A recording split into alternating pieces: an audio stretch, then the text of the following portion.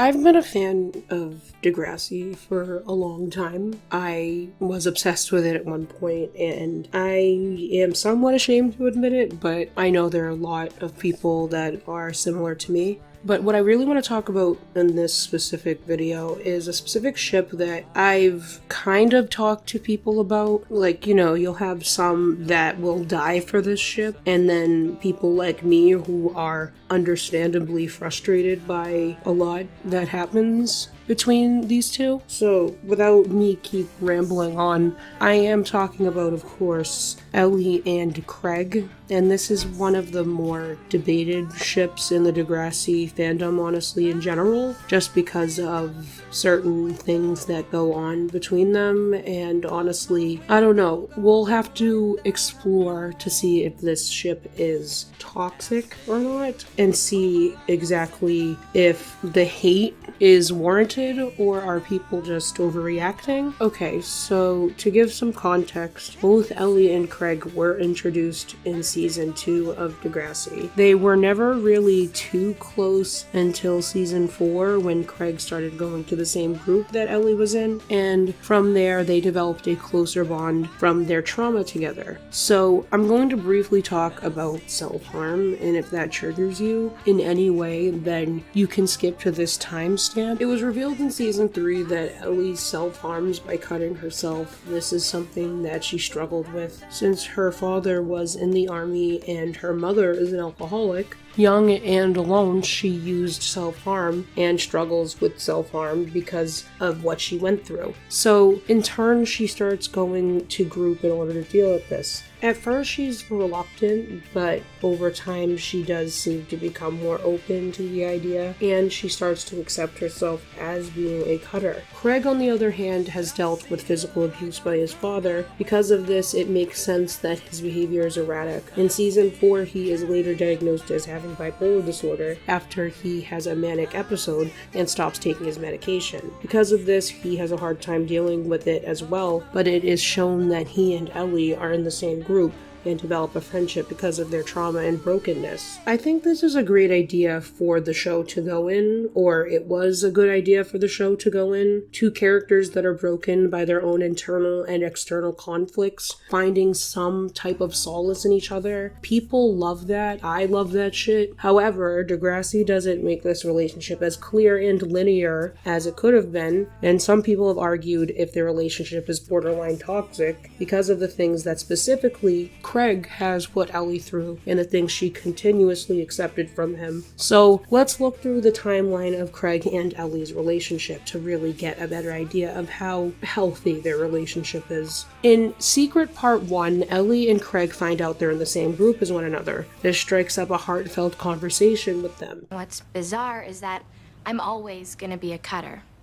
Even if I don't do it for years, it's still me. Well, that sucks. It just is. It doesn't matter how I feel or how anyone else feels. I'm bipolar. And apparently, it doesn't matter if I think that sucks either. You think Kurt Cobain was bipolar? Yeah. In Venus Part 1 and 2, Ellie has a hard time breaking the news to Craig that Ashley broke up with him. On the first day of school, Ellie received an email from Ashley telling her that she had met a boy named Alistar, and in England, they had started a relationship with him. As it was Craig's 17th birthday the next day, Ellie decided not to tell him and organized a party at the Dot for him. However, she mentioned it to Spinner, who later told Craig that he deserved better than Ashley. Craig demanded an explanation from Ellie, who told him that Ashley had dumped him via email. Ellie eventually joins their band because, you know, everybody hates Spinner because of that past event that everybody knows about. So from here, she becomes their drummer and they make up eventually because of this whole petty, stupid shit, whatever. So the next part, in Weddings, Party, Anything, Ellie thanked Craig for giving her the drum lesson, and he again thanked her for all their support. He did not realize that Ellie was flirting with him, though, and when Manny comes in, Ellie was very annoyed by this. They have a gig at a wedding, and on the day of the wedding, Ellie wore an attractive black dress to try and impress Craig. But of course, Manny, the slut, then arrived wearing a turquoise dress, clearly displaying her tits, and Craig became more even attracted because he's a teenage boy. He explained to the band that he had invited Manny along to help them. During the performance, Craig invited Manny on stage to play the tambourine, and Ellie became so angry that she threw one of her drumsticks at Manny's head. When Manny accused her of it, Ellie remarked that she was surprised that she could even feel it through her hairspray. Ellie stormed out, and Craig asked Marco what he should do, and he said, "I'm actually too busy enjoying not being you." Craig then followed Ellie, asking what the hell was going on, and Ellie is clearly displaying some jealousy of Manny because she's starting to have feelings for Craig, but Craig is too stupid and naive to see that clearly. Okay, I don't dress up. I'm flattered. Don't be. This is for the gig. This doesn't mean anything. Ellie, you group together. You've seen me down in the gutter. Lower than low, lower than I want anyone else to see me. That's why you're my friend. My really good friend. So glad I can be there for you. Ellie. Bye.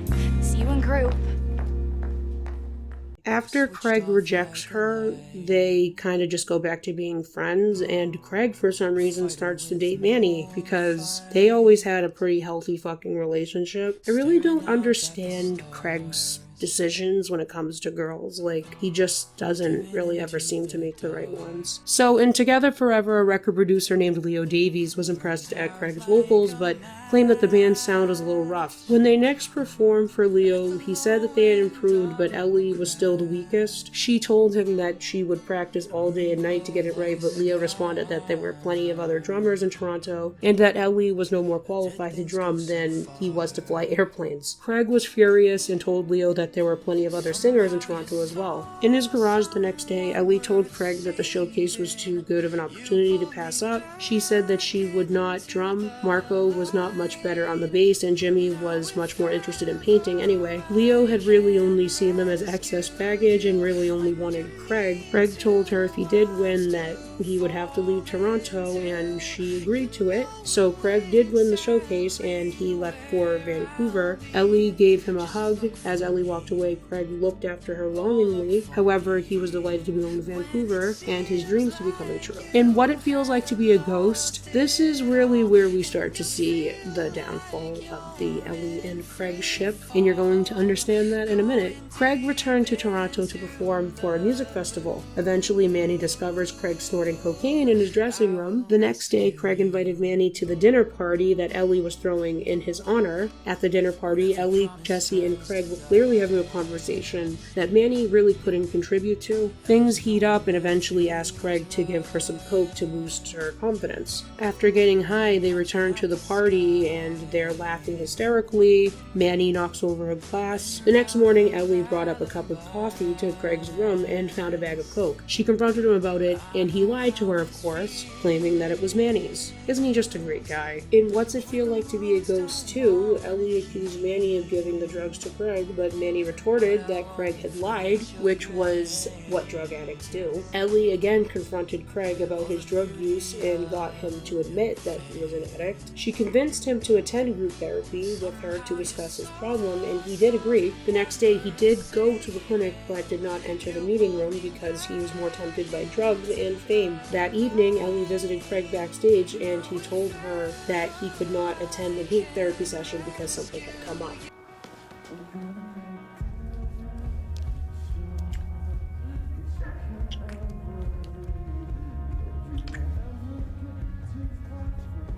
I love you, Ellie.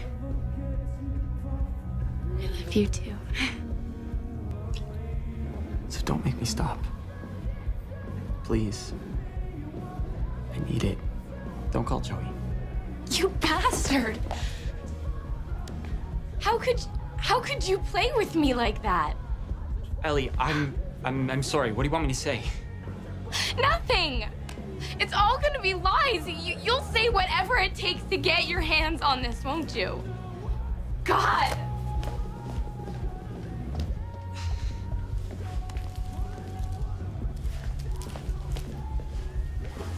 The next morning, Ellie gave Craig an airline ticket and told him that he was on the 11 a.m. flight to Calgary, where Joey was waiting for him. She said that Mr. Simpson was there to make sure that he got on the plane. Ellie, I know I messed up. Badly. But I am glad for one thing. I was finally able to be honest with you. I meant what I said. And I felt that way for a long... No, just don't, just... It's beside the point. You need help. I know. I'm going into rehab or whatever, but when I get out, maybe we could... Goodbye, Craig.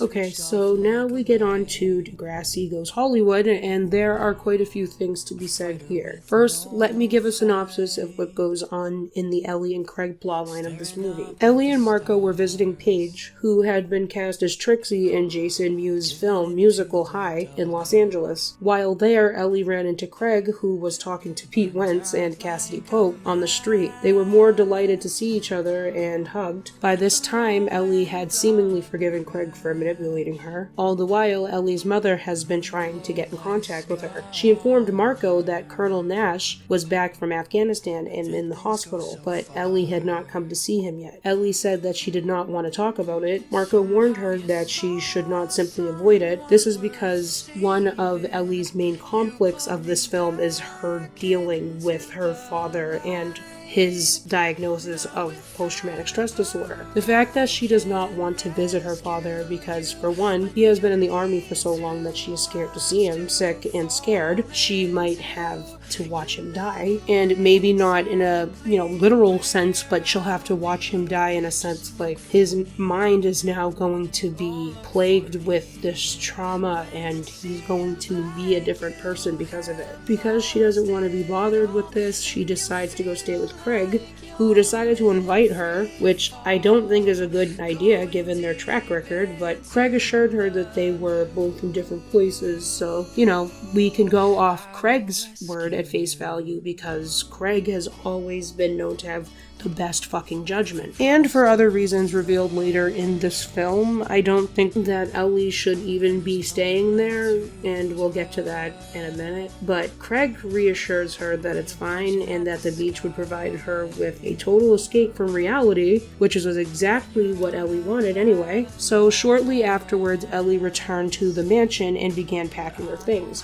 Marco assumed that she was going home to Toronto to see her father, but she told him that she had met Craig and she was going to stay with him. Marco pointed out that it was a bad idea to replace one drama in her life with another, which Marco seems to be making fucking sense, and he's the only one that is making sense. But Ellie's not really listening to that because she doesn't want to deal with her father and she also has feelings for Craig. Marco pointed out that it was a bad idea since Craig really just brings drama with him, and she stated that she was fine and that she doesn't even need to be in a relationship right now. When Marco asked her what she did need, she said, "A friend who doesn't judge me." Marco promised not to mention her father, but believed that Ellie would severely regret it if she did not go to visit him. Ellie ignored his advice and sarcastically told him to have fun with the movie crowd. In Craig's apartment the next morning, he made coffee for himself and Ellie. She said that she should get out of his way, but he countered that with saying that he had the whole day planned out for them. Then Craig played a song he had written for Ellie while in rehab called "Rescue You," in which he credited her with helping him to realize that he had a drug problem. They spent the day together exploring LA, and Ellie's strong feelings for him returned. While they played in the water, Craig looked for Ellie longingly as she walked in front of him. She asked him what had happened between him and Ashley, and he explained that they went on tour in Europe and she had stayed there again. So, yeah, the Ashley thing just doesn't work out. I don't understand why Craig always went back to either Manny or Ashley, but never considered Ellie. It just really aggravates me. And I know the obvious reason is probably because Ellie reminds him of everything that he is and everything he wants to be, and he's scared of that probably, so he runs away from her. But it's just like a relationship that could have been healthy and a relationship that could have been great.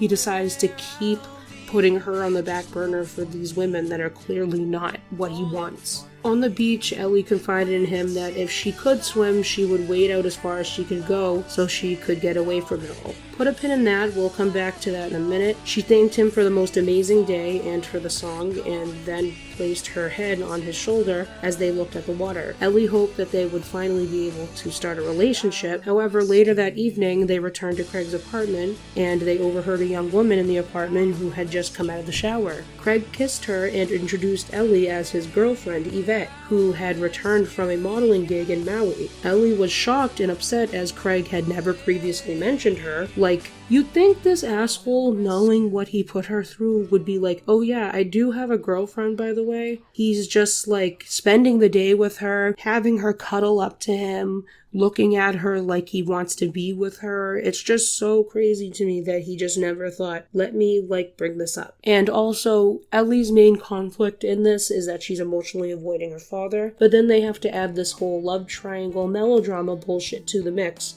And I just think it's a huge reason why people dislike the ship is because of how much Craig leads Ellie on. Every time that they seem to have some type of romantic development and seem to be going in the right direction, it seems like Craig's with another girl, or that he just didn't have feelings for her and that it was just Ellie. And it makes her feel like she's crazy, like it's just her, and it's clearly not just her. And it's just so fucking aggravating, to say the least. Anyway, at dinner, Craig and Yvette told Ellie that they first met during one of his concerts. She asked Ellie questions about what Craig was like in high school, and Ellie admitted that he was awesome and that any girl would be lucky to have him. Yvette said that nothing has changed and kissed Craig, leading to an upset Ellie to leave their apartment. She made up this excuse that Marco had called. However, Craig knew this was a lie and followed her to the corridor and said that he should have told her about Yvette, which he should have, but because the writers forgot to put that in the script, I guess it's just he didn't have the time to tell her.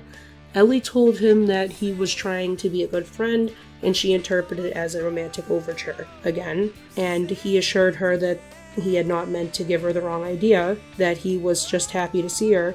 And she said that she really would have to stop thinking that her feelings for him would ever be requited. After a long pause and an upset-looking Craig, he says, I had a really great time today. That's all you have to fucking say about it. And Ellie left, and while walking on the beach, began to cry because she had been led on again by this fucking douchebag. At Paige's fake 18th birthday party the next day, Ellie began to drink. Mrs. Nash calls Paige's cell phone, and Paige gave it to Ellie, who was hesitant to accept it. Ellie asked her mother how everything was at home, but Mrs. Nash accused her of not caring and angrily hung up the phone. Ellie then started to drink from a bottle of vodka, and Craig approached her and he said that they needed to talk. You okay? What are you doing here? So I have this life in LA, right? And it's pretty perfect. Dream job, dream apartment, great girlfriend.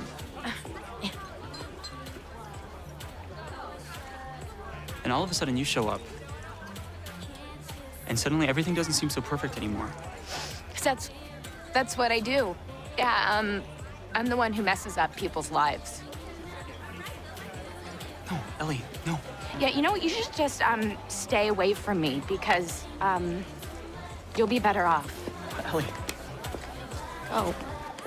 He attempts to follow her, but he was stopped by Marco, and he assured him that he did not mean to upset her, but wanted to apologize, but Marco said that Ellie was messed up and had far more serious things in her life to deal with. They began to struggle and fell into the pool. They then realized that Ellie had already left. Ellie arrives at the beach and, extremely upset, she began pacing back and forth. After dropping her shawl and bottle of vodka, she began to wade into the sea like I brought up earlier, and she actually attempted to kill herself. However, Craig and Marco do arrive and eventually realize what she was doing and were able to rescue her. They then brought her back to Craig's apartment. Yvette was not present. Craig sat down beside Ellie, who was resting on his couch. I don't know what I was thinking. I wasn't trying to kill myself. I know.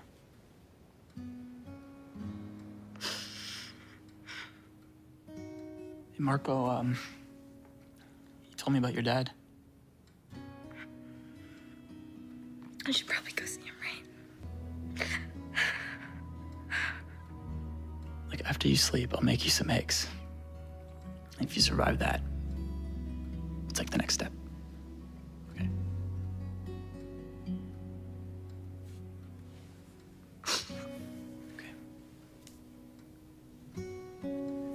The next day, Ellie decided to return to Toronto and Craig went with her to LAX. They stood together awkwardly for a little while before Ellie said that she should probably go, just as security could take a while. I would never let you down if I was running backwards in full time. So I can and I will, and you'll see your hero come running over and over tonight.